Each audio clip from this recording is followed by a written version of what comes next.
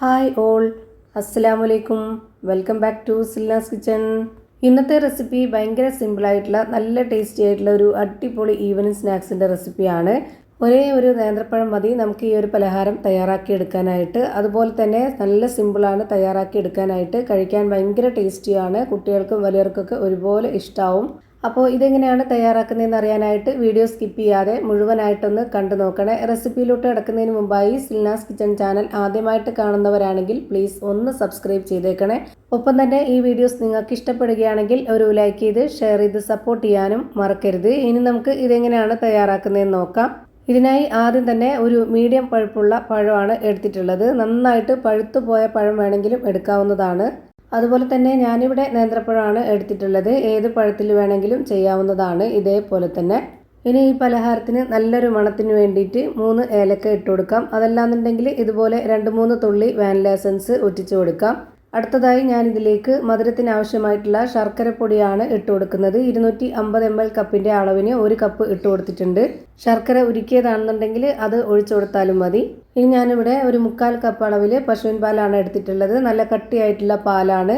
1 cup തികച്ചില്ല, അതുപോലെ 1/4 കപ്പിനേക്കാളും കുറച്ചുകൂടെ ഉണ്ട്. ആ ഒരു പരുവത്തിലാണ് എടുത്തിട്ടുള്ളത്. അത് മുഴുവനായിട്ടും ഇതിലേക്ക് ഒഴിച്ചു കൊടുക്കുന്നില്ല, ഒരു 1/4 ഭാഗം മാറ്റുന്നുണ്ട്.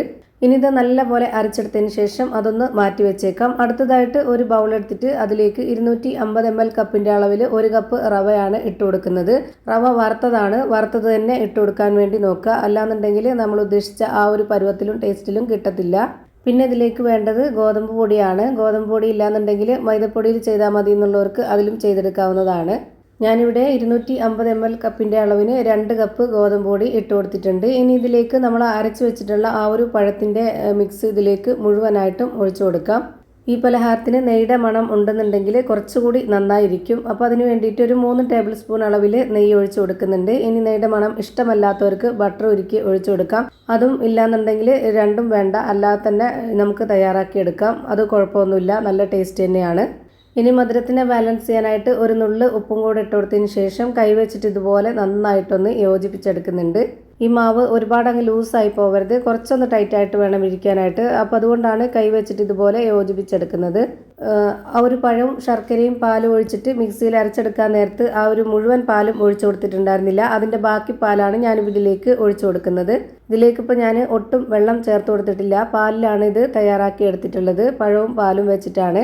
നമുക്ക് കൈ വെച്ചിട്ട് ഏത് ഷേപ്പിലാണോ ഇത് തയ്യാറാക്കി എടുക്കേണ്ടത് അതിനു വേണ്ടിയുള്ള ആ ഒരു പരുവാണ് കറക്റ്റ് പരുവം. ഇപ്പോൾ ദാ ഇതേപോലെ ഞാൻ ഈ ഒരു പരുവത്തിൽ റെഡിയാക്കി എടുത്തിട്ടുണ്ട്. ഇനി നമ്മുടെ കൈ രണ്ടൊന്ന് വെള്ളത്തിൽ മുക്കി എടുത്തതിന് ശേഷമോ അല്ലാന്നുണ്ടെങ്കിൽ കയ്യിൽ ഓയിലൊന്ന് സ്പ്രെഡാക്കിയതിന് ശേഷമോ ഇതിൽ നിന്ന് കുറച്ച് മാവ് എടുത്തിട്ട് ദാ ഈ ഒരു ഷേപ്പിൽ റെഡിയാക്കി എടുക്കാം. ഏത് ഷേപ്പിൽ വേണമെങ്കിലും നമുക്ക് റെഡിയാക്കി എടുക്കാവുന്നതാണ്. ഞാനിപ്പോൾ ഈ ഒരു ഷേപ്പിൽ റെഡിയാക്കി എടുത്തിട്ടുള്ളത് ഇതിൻ്റെ അകമൊക്കെ ഒന്ന് നന്നായിട്ട് വെന്ത് കിട്ടാനാണ്.